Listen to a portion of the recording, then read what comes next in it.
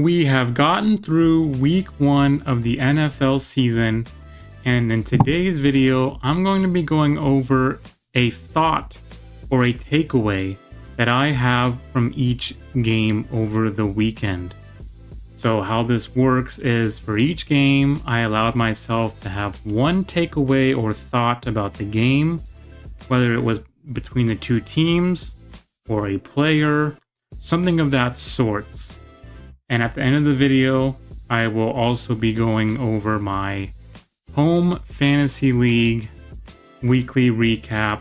Did I win? Did I lose? What roster adjustments will I be making? So if you're interested in that, make sure you stay tuned until toward the end of the video. We're going to start off with my takeaways and thoughts. I have the scores up here so we can look at them with some stats. Starting off with the Cowboys and Eagles, my takeaway was that the Dallas defense projects to be not good. However, I think their secondary played really well. They could be a top of the league secondary for the season, and we'll see if any of these thoughts or takeaways stay true for the whole year, or if it was just a week 1 thing and we never see it again. On the Philly side, I know that their defensive tackle, Jalen Carter, got taken out of the game literally before the first snap. But I don't know if his presence would have made a difference. Their defense did not look so great. I have a feeling that this game would have been much more high scoring if it weren't due to the weather delay. It was the weather delay, which kind of evened out the offenses who, in the first half, neither defense could get a stop. It was score after score after score. But I think the Philly defense, who were so good last year, they did lose a lot of pieces, and I think they're going to take a step back for this year. For the Chiefs-Chargers game, my takeaway is that Travis Kelce is done. I do not think he has a good season. I think for the betterment of him, this needs to be his last year. He does not look good. He's not himself, and that's okay. He's a 36, 37-year-old tight end. He's been so great and on top of his game and the best tight end in the league for so long. Everyone takes a bit of a step back due to age. The Chiefs O-line also is still struggling. I don't feel they fixed it with the addition of their rookie Josh Simmons. Jawan Taylor is just as bad as ever, and the Chiefs O-line is still going to be a problem with them, in addition to their receiver injuries now with Xavier Worthy. Last takeaway for Chiefs Chargers, Justin Herbert in the passing game looks just really good. We know they want to run the ball. We know they can run the ball. But that passing game looks like it can be lethal for teams to face this year. Cardinals Saints, well, it's not listed here in order of how I have it, but we'll come down to Cardinals Saints. My takeaway for this game, Kyler Murray is not him. I know he was dealing with a bit of an illness the night prior, so maybe that was the issue. But it doesn't look like he is him. He looks like he's average to above average at best. I want him to be the guy. I want him to be that kind of in the top 10 QB conversation like he was a few years ago when the Cardinals started the season. It was like 7-0 or something like that. He was looking really good. I don't know what it is. Maybe it's the offense and the way it's ran. He has playmakers around him. But my takeaway for this was just same old Cardinals. Struggling to beat teams that they should beat easily. Kyler Murray not looking exceptional. The defense not looking like anything great. So that was my simple one takeaway from that. Dolphins Colts. My God, what a game. For both sides, really. I don't know the truth of either one. Are the Colts really this good on offense? Or are the Dolphins really going to be this bad? If I had to bet, it's in between the two. Do I think Daniel Jones and the Colts offense are going to light it up all year? No. Do Do I think Tua and the Dolphins are going to play like that all year? No, as well. So somewhere in the middle of those two things, I don't think either way of this game, how it went, is going to be true. I think Tua and the Dolphins take a step up and don't play like that again. But if they do, oh my God. Mike McDaniel looks like he might be on his way out this season. Raiders, Patriots, my takeaway for this game, really not much. My one simple takeaway was both teams don't look good. I know it's week 1, you can't overreact, but you can't underreact either. Raiders didn't look good. I know their stats might look good. Geno Smith threw for 376.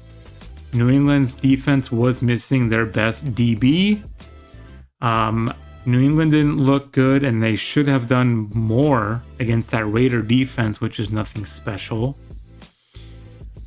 That's really it. Both rookie running backs, Travion and Genty, didn't really do much on the ground game. It just came down to both teams just didn't really look good to me. That was my takeaway for that one.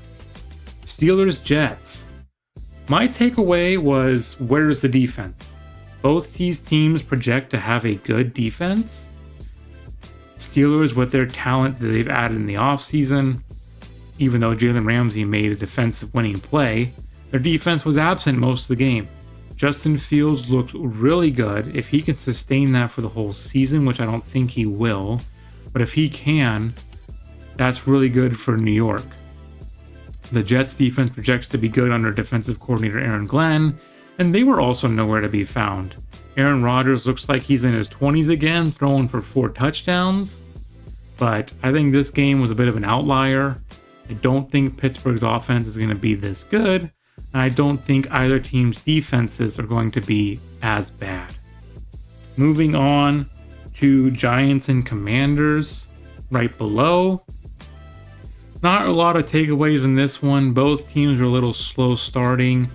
Commanders offense didn't do much. Giants defense projects to do well, but they might not end up on the stat sheet as a good defense due to their offense being so bad. The offensive line still a struggle for the Giants. Russell Wilson is not him. If Brian Daboll and their GM want their jobs, they need to put in Jackson Dart sooner than later, which I believe will happen before we're through week 4. So I see Jackson Dart starting soon here in the Giants offense. Panthers and Jaguars right below. My takeaway was it's the same old Jags, same old Panthers. Beginning of the end of last season, we saw Bryce Young take a step up, look like he was going to ascend as a quarterback. He was right back in his ways in this game. This one did have a weather delay as well, but I mean, neither team looked good even before that. Jacksonville, Trevor Lawrence is still not him. Credit to him for getting the bag of money that he did. Now Jacksonville is stuck with him. He just does not look like he is the guy. He's not a franchise quarterback. I thought Liam Cohen and the Jags could take a step up and compete for a wild card spot. After that game, I don't see it.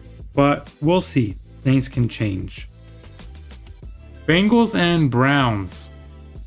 That game is up here toward the top. Bengals and Browns, my takeaway, week 1 struggles continue for the Bengals. They should not have won this game.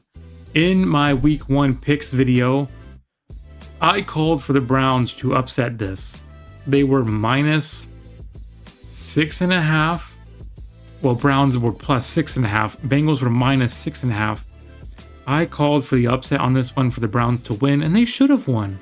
They had a missed field goal, a missed extra point by their rookie kicker.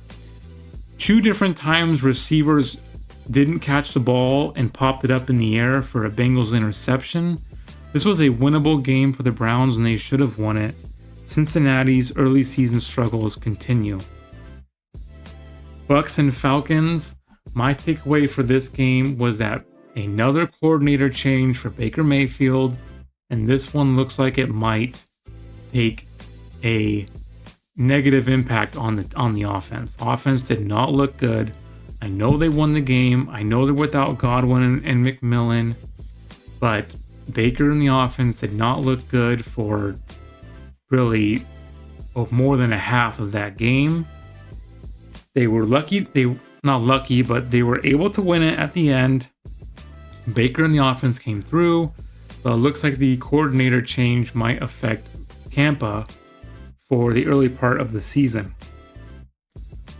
Moving down to 49ers Seahawks, my simple takeaway was that both teams were not good.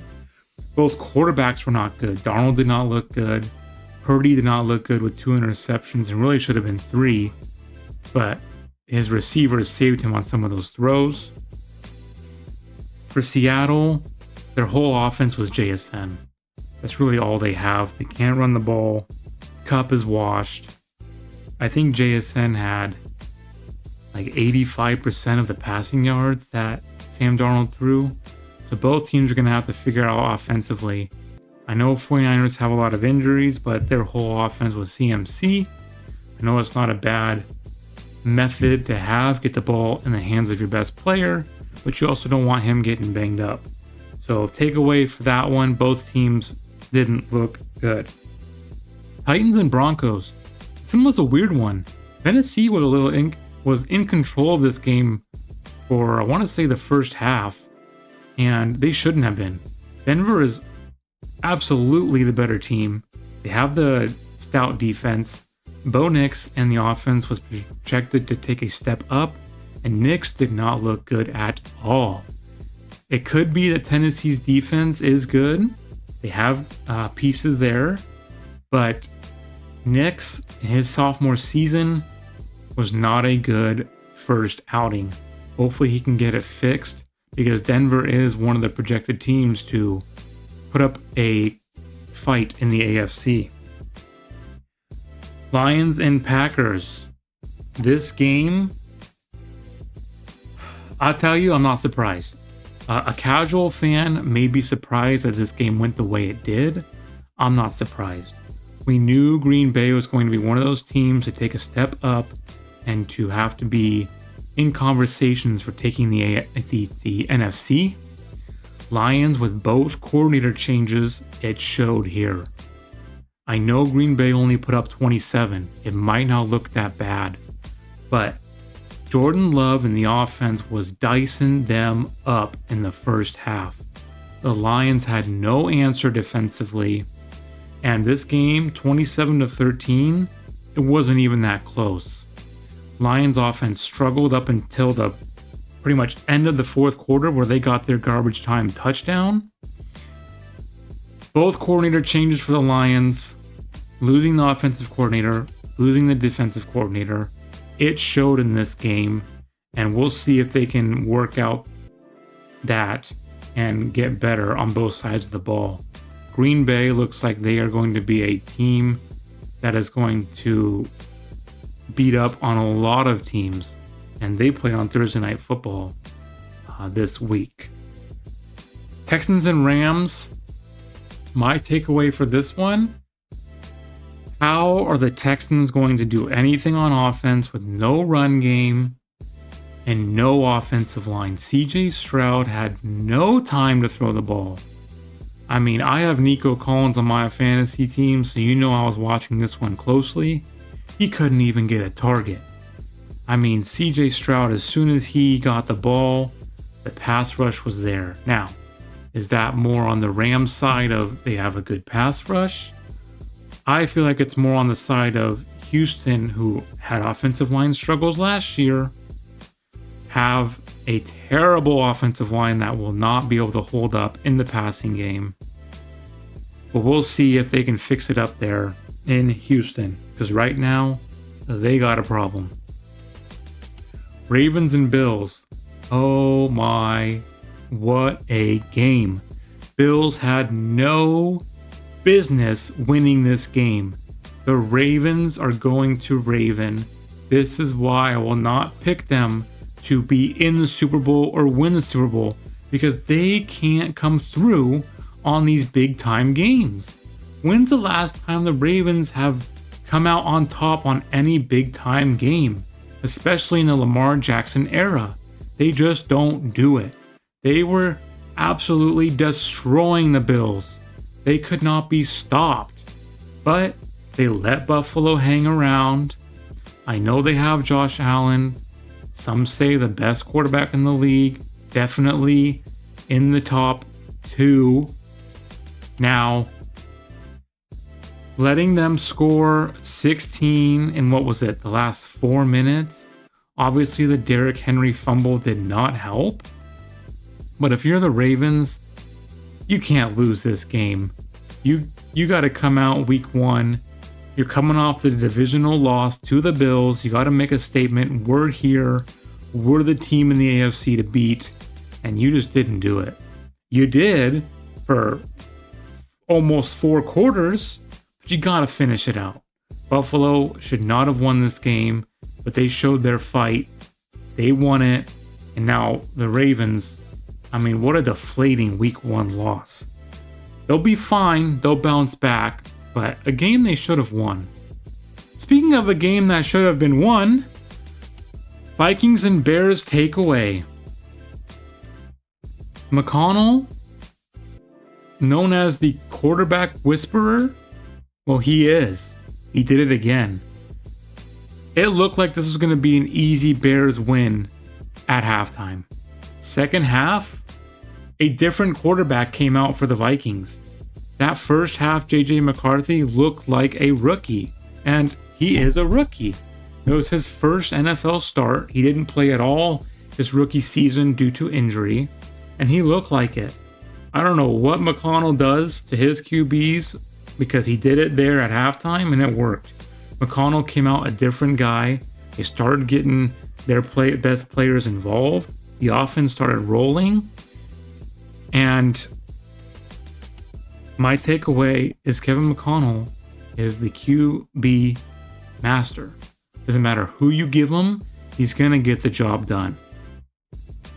A side note on Chicago's side, they should have won that game. That was a game they were in control of for almost 4 quarters. Where does Caleb Williams fit? Is he the guy? I don't know. I did not see anything that looked like he developed in the offseason. He was still trying to make college-type plays, which will not work in the NFL. Scrambling all around, trying to make jumping, sidearm, twisty throws. He's got to get out of those. You know, they have to get that out of him. He's trying to make college plays, and it's just not going to work. But Minnesota gets a W. Those are my week 1 takeaways from each game. I try to keep it as brief as possible, but once you get talking about the game, obviously you can go, on a bit of a tangent. If you stayed this long into the video, I will now show my home fantasy league week 1 recap. Did I win? Did I lose? Do I need to make any roster adjustments, waiver wire adds? So let's go take a look at that. As we can see here, I did not win. I lost just due to my team not scoring touchdowns. My opponent, he had 7 players score. He had 7 touchdowns in total from his team. I had 2, if you count passing touchdowns. If you don't count passing touchdowns, I had 1. This is my roster. This was the lineup that I started week 1 with my bench. Now, obviously, my team just didn't come through as far as scoring. So I did lose, but I'm not looking to make very many waiver wire adds. Possibly a new DST, since I just don't trust the Cardinals. Other than that, I'm happy with my team. I know why I didn't win. It was due to the lack of touchdowns, not due to my team being bad. We'll see. Hopefully week 2 brings better things. We can get in the win column. That's going to do it for the video. If you guys enjoy, make sure you like, subscribe, all that good stuff. And stay tuned for our next video that's coming out later this week, where we will pick every game for week 2 and make our predictions for that. Until then, I will see you guys on the next one.